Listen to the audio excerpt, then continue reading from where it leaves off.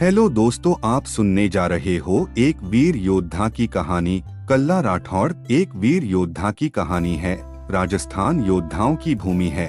यहाँ बड़े बड़े रणबांकुरों ने जन्म लिया और अपनी मातृभूमि की रक्षा में अपने प्राणों की आहुति दे दी। पुरुषर्षों के बलिदान के चर्चों के साथ यहाँ की वीरांगनाओं का भी खूब बलिदानी इतिहास पढ़ने को मिलता है।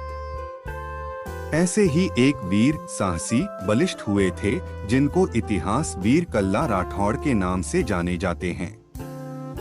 इनका वास्तविक नाम कल्याण सिंह राठौड़ था, जिनका जन्म राजा जयमल के भाई के घर मेड़ता में हुआ था। कल्ला जी अपने शौर्य और साहस के नाम से जाने जाते थे।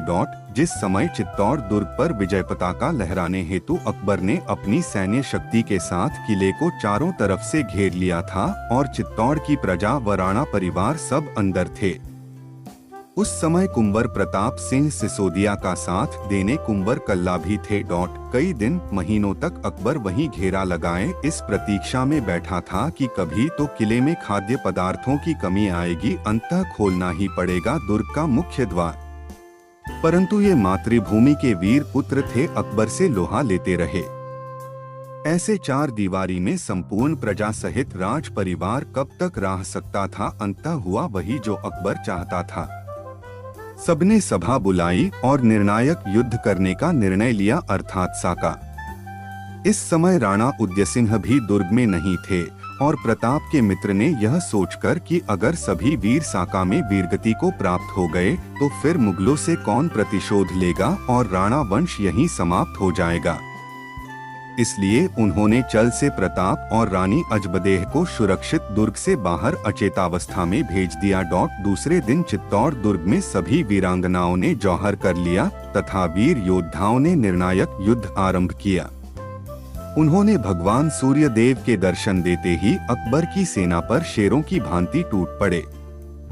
इस साका में कई वीर थे, जिनमें कल्ला राठौड़, राजा जयमल, रावत कृष्णदास चुंडावत, ईसरदास चौहान, रावत पत्ता चुंडावत और डोडिया सांडा जी भी थे। इस निर्णायक युद्ध में ये सब वीर योद्धा मुगलिया सैनिकों को काटते काटते वीरगति को प्राप्त हुए। अकबर ने इन्हें यूं लड़ते देखा तो अपनी संग्राम नामक बंदूक से जयमल जी के दोनों पैरों पर गोली मार दी, जिससे जयमल जी उठ नहीं पा रहे थे। अपने काका रायमल जी को ऐसी स्थिति में देखकर कल्ला जी वहां आ गए और उन्होंने जयमल को अपने कंधों पर बिठाया और दो तलवारें कल्ला के हाथ में और दो जयमल के हाथ में दी। फिर दोनों मुगलों पे टूट पड़े। दोनों के एक सके वार से चार चार मुगल धराशायी होने लगे। अंततः एक मुगल सैनिक ने कल्ला के कंधे पे चढ़े हुए जयमल जी को पीछे से वार कर दिया। फिर कल्ला ने जयमल को धरती पर लेटाकर स्वयं सैनिकों के समक्ष काल रूप धर कर गए और उनके एक वार से दो साथ में मारने लगे। राजपूतों में पीछे से वार करने की प्रवृत्ति नहीं थी और मुगल इसके विपरीत थे, अर्थात एक मुगल सैनिक ने पीछे तलवार से कल्ला का सिर धराशायी कर दिया, परंतु उनका सिर धड़ से अलग होने पश्चात भी उनका धड़ मुगलों को काट रहा था। ऐसे ही उनके मात्र शरीर ने ही कई मुगलों को ढेर कर दिया था और अंततः वे भी इस धरा को अपने लहू से सींचते सींचते वीरगति को प्राप्त हो गए। आज कल्ला जी राजस्थान में एक लोक देवता के रूप में पूजे जाते हैं। कुछ तो बात है राजस्थान की इन वीरांगनाओं में, जो आज भी ऐसे वीरों को जन्म देती है।